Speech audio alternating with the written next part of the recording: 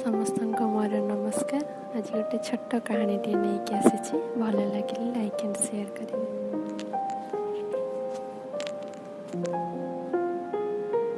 ଅଜା କୁଆଡ଼େ ଯାଉଛ? ପପୁ ପଚାରିଲା। ଅଜା, ବାପା ମୁଁ ଟିକେ ବଜାରକୁ ଯାଉଛି। ପପୁ, କ'ଣ ତମେ ବଜାରକୁ ଯାଉଛ ଅଜା? ଅଜା, ପରିବା ଆଣିବାକୁ ପଡ଼ିବ ତ। ପପୁ ବୁଝିପାରିଲା ଅଜାଙ୍କୁ ତାଙ୍କ ପୁଅମାନେ ଭିନେ କରିଦେଇଛନ୍ତି।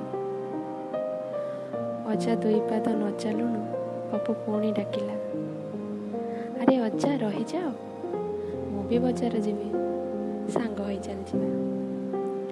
ଏହା କହି ପପୁ ଗାଡ଼ି ବାହାରକୁ ବାହାର କଲା। ଅଜାଙ୍କୁ ବାଇକ୍ରେ ବସେଇ ଦୁହେଁ ଚାଲିଲେ ବଜାରକୁ। ରାସ୍ତାରେ ଅଜା ପଚାରିଲେ, ଆରେ ପପୁ, ତୁ କେବେ ଆସିଲୁ?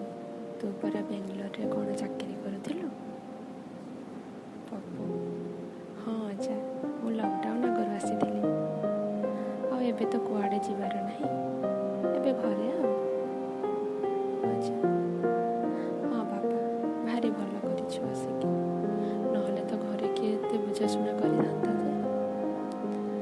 ମୋର ତ ଏତେ ଲୋକ ରହିକି ବି, ହଉ ବାବା ଛାଡ଼।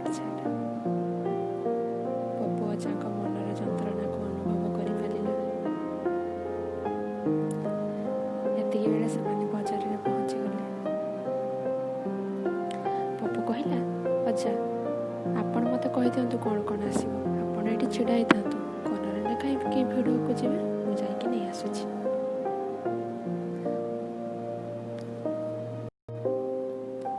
ଅଜା ଧରାଇ ଦେଲେ ପପୁକୁ କାଗଜରେ ଲିଷ୍ଟ, ଯେଉଁଥିରେ ସବୁ ଅତ୍ୟାବଶ୍ୟକ ଜିନିଷ ସବୁ ଲେଖା ଥିଲା। ପପୁ ସମସ୍ତ ଜିନିଷ କିଣିକି ନେଇ ଆସିଲା।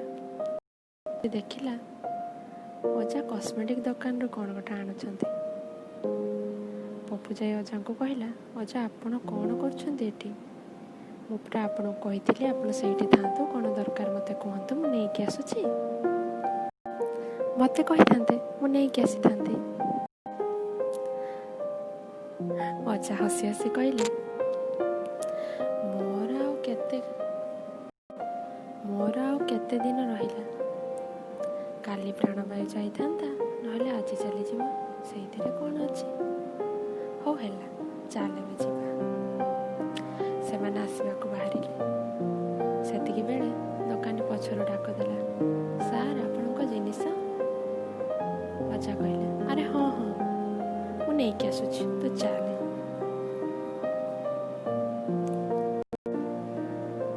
ଅଜା ଫେରିଯାଇ ଜିନିଷଟିକୁ ନେଇକି ଆସିଲେ। ପପୁ ପଚାରିଲା, ଅଜା ଆପଣ ଏମିତି କ'ଣ ଆଣିଥିଲେ କି? ଅଜା ସ୍ମିତ ହସ ହସି ଦେଇ କହିଲେ, ଆରେ ଲକଡାଉନ୍ ପୂର୍ବରୁ ତୋ ଆଈ ମୋତେ କହିଥିଲା 2 ଖଣ୍ଡ ସୁନେଲି ଚୁଡ଼ି ଆଉ ସିନ୍ଦୁର ଫରୁଆ ଆଣିବା ପାଇଁ। ମୁଁ ତ ଆସିନଥିଲି, ଆଉ କିଏ ବା ନେଇକି ଯିବ କହିଲୁ? ତେଣୁ ଆସିଛି ଯେତେବେଳେ ମୁଁ କହିଲି ଟିକେ ନେଇକି ଯିବି ଆଉ। ହଉ ଚାଲ। ଏତିକି କହି 2 ଜଣ ବାହାରି ପଡ଼ିଲେ।